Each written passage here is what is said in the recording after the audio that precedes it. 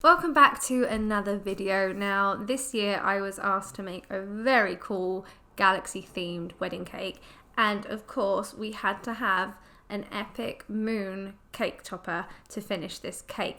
It was so easy to make, and I thought, why not film a video of me making the said moon topper that can be personalized with really cool initials. We've added some really beautiful sparkly pearlescent paint, and it just looks fantastic on top of the cake. So let's dive straight in and I'll show you how I made this cake topper. So I'm going in with some fondant or sugar paste. I'm actually using the sugar paste, branded sugar paste, if that's not a mouthful. And I'm just rolling that out on a non-stick board. I've put a little bit of cornstarch underneath so it doesn't stick. Now I have this really huge polystyrene ball. You can buy these in craft shops and you can choose the size that you want for your moon. I'm just making sure that that fondant fits around the whole of the ball. And then I'm just putting on some water just to get that fondant really sticky so that it secures itself to the polystyrene ball. I've rolled the fondant out fairly thick, about a couple of millimeters thick, just so we get really nice coverage, but it allows me to do some detail work at the end.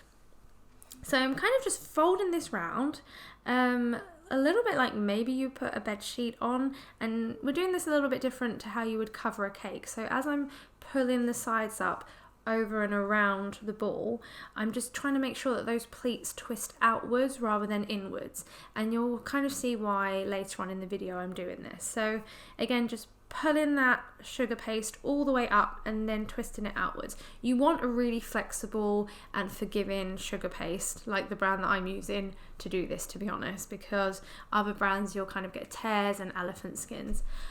Modeling chocolate would probably work really well for this too. So as you can see, I've kind of just pulled up all those pleats to the bottom of what's going to be my moon, and then I'm just using the warmth of my hand to kind of rub that together, smooth out those creases that are mainly at the bottom, and kind of bring the rest of that fondant up over the sphere.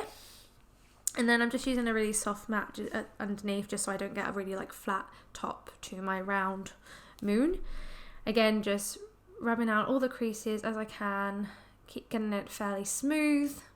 I mean, I wouldn't worry too much because it's a moon and it's going to be a little bit rocky and have craters, but I want it to be round.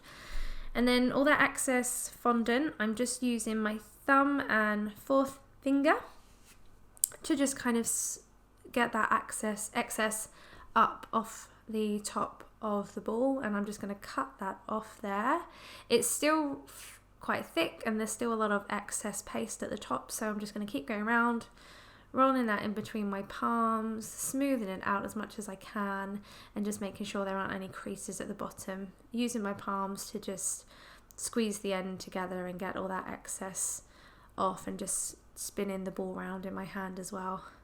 Again, just going to cut off the excess, leaving a good chunk of fondant still at the bottom because I don't want there to be a hole. And then that bit I can just start to smooth down and get rid of those creases. Now I'll definitely use the soft mat to just help me with this bit while I just kind of clean up the bottom of my moon. And just smoothing that all down and working that out towards the edge. So there we go.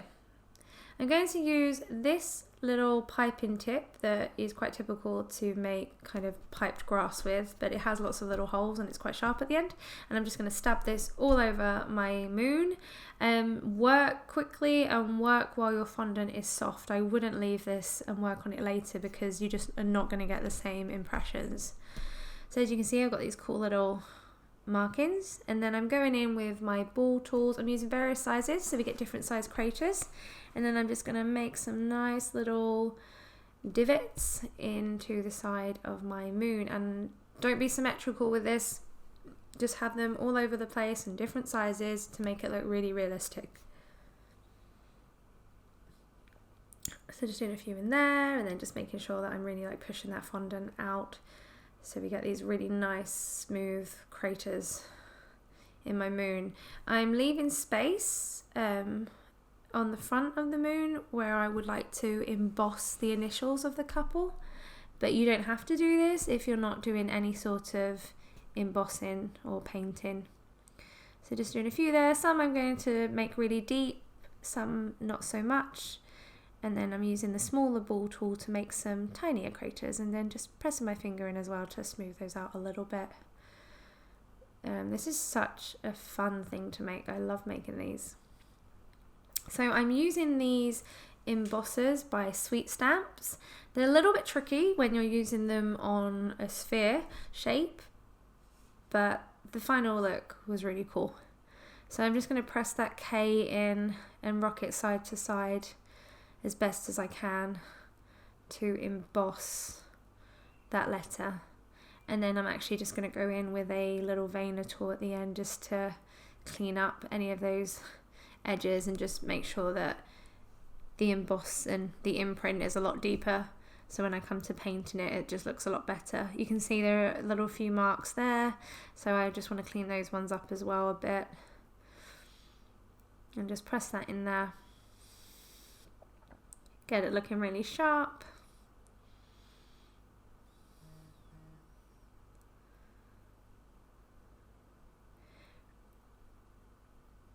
And then yeah, I'm just going in with this veiner tool just to pull those sides up. And just excuse the state of my hands. This is the effects of washing your hands a lot. Especially during these times and all the hand sanitizer, home suffering. But I found some good hand creams now. So I'm just going to push that N into the side of the moon. And there we go. And then I'm going to add a few more like little divots and impressions just to really make that look good. And you've got to keep in mind that obviously when you paint this, the paint's really going to sit in all those little markings and characteristics that you've added. So I've just got a bamboo skewer, nice sharp point to help me insert that into the polystyrene, using the sharpest point to go through the moon, and then I'm just going to twist it as I push it down. And there we go. I'm going to let that set up overnight and then we'll start painting it. Add a few more little markings, of course, why not? Just from where I've pushed it down with my hand, I've kind of lost a few of those impressions. So I'm going in with Galaxy White and Pearl and this gorgeous silver from Squires Kitchen. These are just petal dust, and I'll mix that in with a rejuvenated spirit. You can use vodka. Any really high proof alcohol is fantastic for this because it will just evaporate very quickly and you'll just be left with the colour from the petal dust. So I'm just going over that. I've added a couple of layers, and then taking a dry brush, I'm just going to enhance those little craters with the silver. And obviously you can do this any colour that you want. Just going in with some edible gold, I'm going to paint in and finish off my initials now that it's all dry. And there we go, that was it. That's the finished result. I was super happy with it. Thank you so much for watching.